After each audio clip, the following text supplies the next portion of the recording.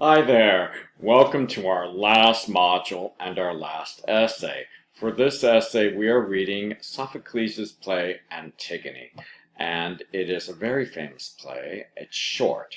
When performed on stage without an intermission, it is about 90 minutes long, and it is not a long play to read. I'm having you read this play not because we're going to learn about it as a piece of literature, but we're going to look at it as a piece of social justice, civil disobedience, and taking the right stand, or making a good decision. And you're going to write an argument.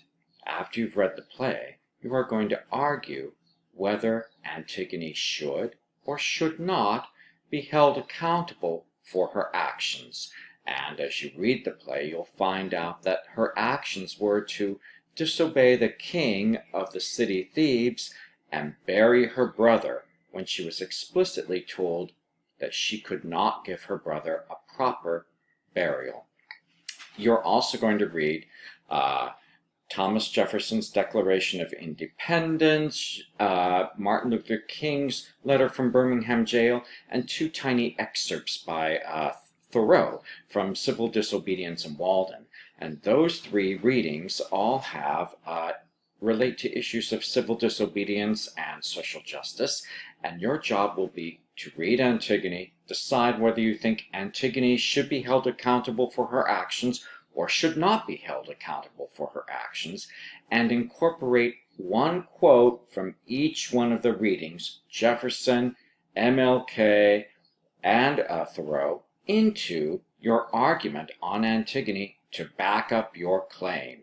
So I hope you enjoy reading the play. It's a great play, and in fact, I've included a number of videos, short videos, from the National Theatre's production in England, so that you can get a sense of what the production is like, what the Don Taylor translation is like, and there's some brief interviews with the actors and the directors, and I hope you enjoy it.